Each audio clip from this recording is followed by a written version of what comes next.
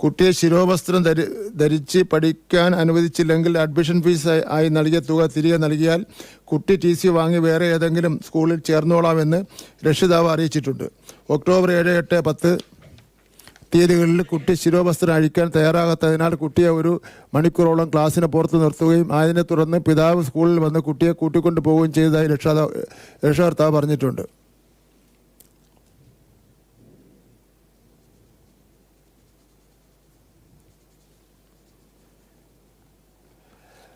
അപ്പോൾ ഗവൺമെൻറ്റിന് വ്യക്തമാക്കാനുള്ളത് ഈ പ്രശ്നം അവിടെ വെച്ച് തീർക്കട്ടെ.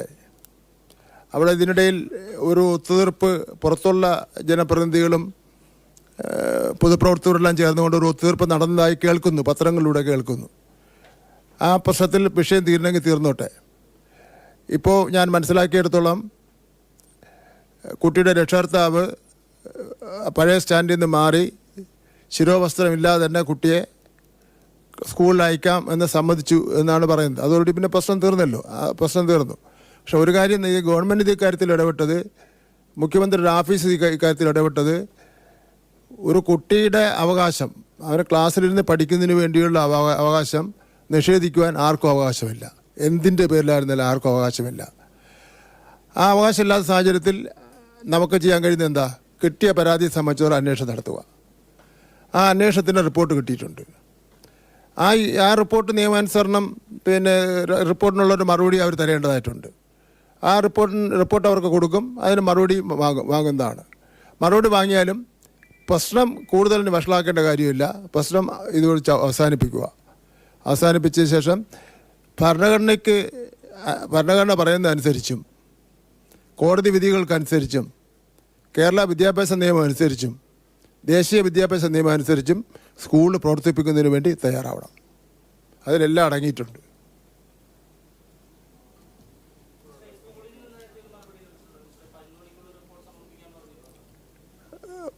മണി 12 ആയതുകൊണ്ട് ഞാനിനി കിട്ടിയിട്ടില്ല കേട്ടാ.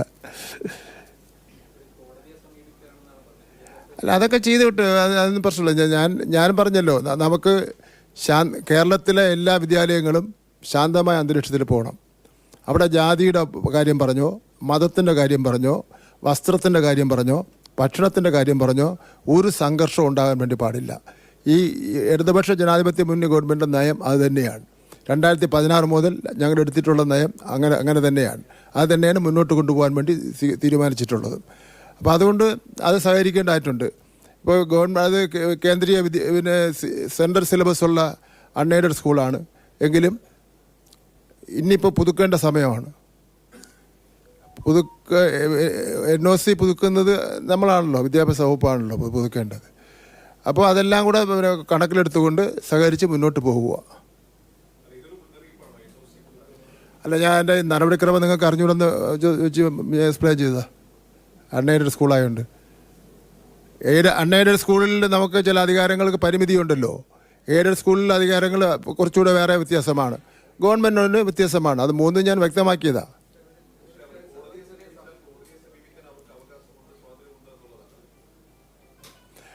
തീർച്ചയായിട്ടും കോടതിയെ സമീപിക്കണം. ഈ കാര്യങ്ങളെല്ലാം എന്തുകൊണ്ട് കോടതിയെ സമീപിക്കാതിരിക്കുന്നത്?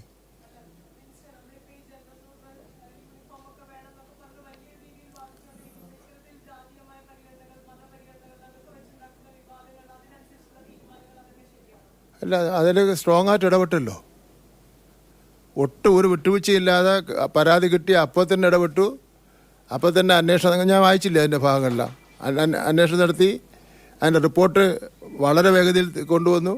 പക്ഷേ ഗവൺമെൻറ്റിൻ്റെ നയമെന്ന് പറഞ്ഞാൽ പ്രശ്നം പരിഹരിച്ച് മുന്നോട്ട് പോവുക എന്നുള്ളതാണ്. അപ്പോൾ അവർ പ്രശ്നം സൗഹാർദ്ദപരമായി പരിഹരിച്ചു എന്ന് പറഞ്ഞാൽ, അല്ലാതെ ആ പരിഹരിച്ച പോരാ, ഒന്നും കൂടെ നിങ്ങൾ പരിഹരിക്കണമെന്ന് പറയേണ്ട കാര്യമില്ല. പരിഹരിച്ച് മുന്നോട്ട് പോവുക. പക്ഷേ ഈ നമ്മുടെ നാട്ടിലുള്ള വിദ്യാഭ്യാസ രംഗത്തുള്ള വ്യവസ്ഥകൾക്കും നിയമങ്ങളും അത് ഏതെങ്കിലും ഒരു വിഭാഗത്തിന് മാത്രം ഇളവ് ചെയ്ത് കൊടുക്കുന്ന പ്രശ്നമേ ഇല്ല. അത് ഗവൺമെൻറ് നയമാണ്. ആരാ?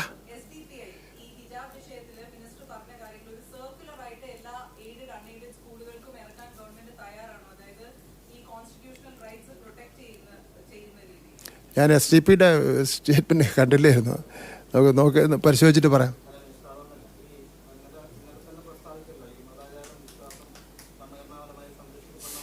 അതെ അന്നും ഇടപെട്ടിട്ടുണ്ട് ഇതേപോലെ.